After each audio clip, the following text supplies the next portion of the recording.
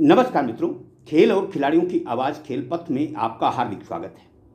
मित्रों, बिहार सरकार एक बार फिर से शारीरिक शिक्षकों, सह स्वास्थ्य अनुदेशकों की भर्ती प्रक्रिया शुरू करने का अमली जामा पहनाना शुरू कर चुकी है। इस बार लगभग 6,000 शारीरिक शिक्षकों, सह स्वास्थ्य अनुदेशकों की नियुक्ति प्रक्रिया संपन्न होगी। देखा जाए तो सरकार ने 2022 में 8,386 पदों की चयन प्रक्रिया में 3,500 अभ्यर्थी ही सफल घोषित हुए थे, लेकिन 2,366 की ही नियुक्ति हो पाई थी। तब 1,134 अभ्यर्थी शेष रह गए थे। अगली नियुक्ति प्रक्रिया में इन्हें वरीयता दी जाएगी। देखा जाए तो बिहार सरकार चाहती है कि हर विद्यालय में शारीरिक शिक्षक हो। देखा जाए तो बिहार के 80% से अधिक विद्यालयों में शारीरिक शिक्षक ही नहीं हैं। जहाँ पर शारीरिक शिक्षक हैं, जो शारीरिक शिक्षक 2022 में नियुक्ति हासिल करने में सफल हुए थे, उनका दर्द ये है कि उन्हें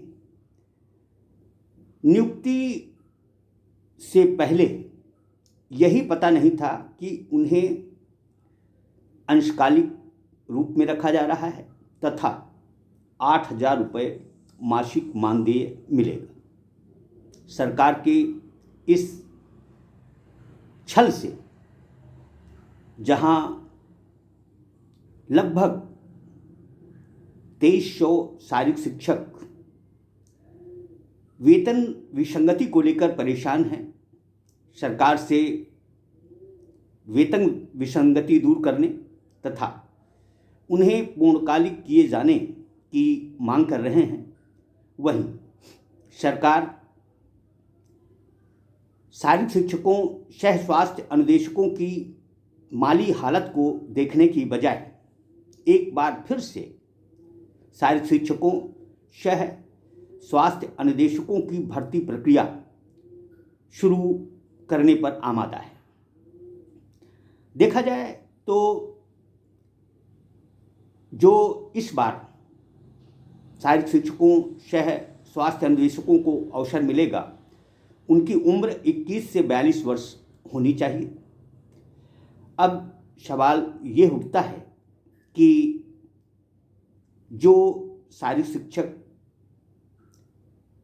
स्वास्थ्य अनुदेशक 2022 में नियुक्त हुए थे, उनकी वेतन विसंगति को सरकार दूर पहले करने की बजाय फिर से सहायक शिक्षकों की भर्ती प्रक्रिया शुरू करने का मन क्यों बना रही है?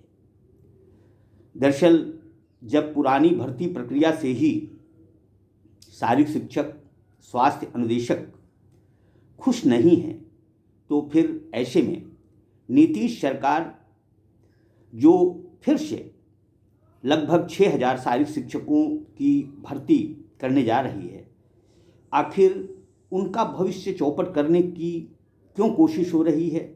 ये सबसे बड़ा सवाल है। देखा जाए तो बिहार के शारीरिक शिक्षक, स्वास्थ्य अनुदेशकों की स्थिति बहुत खराब है।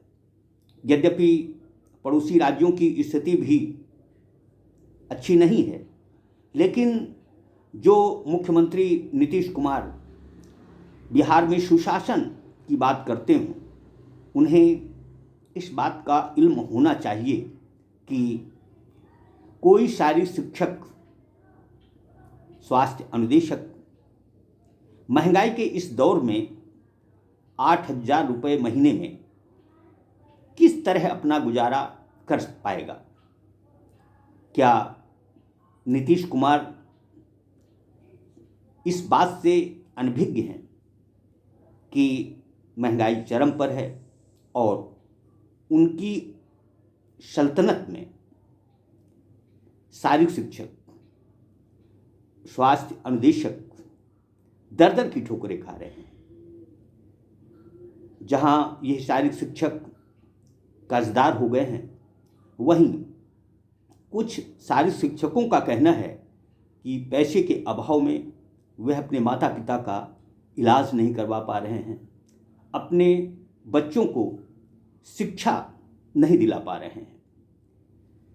इस मुश्किल दौर में यदि सबसे पहले नीतीश सरकार 2022 में नियुक्त हुए शारीरिक शिक्षक, स्वास्थ्य अनुदेशकों को यदि पूर्णकालिक करती और उनके वेतन विसंगति को दूर करती तो अधिक उपयुक्त होता, क्योंकि जो लगभग 2300 शारीरिक शिक्षक, स्वास्थ्य अनुदेशक आर्थिक तंगहाली के दौर से गुजर रहे हैं, कर्जदार हो गए हैं, वह अपना व अपने परिवार का जीवन बसर नहीं कर पा रहे हैं।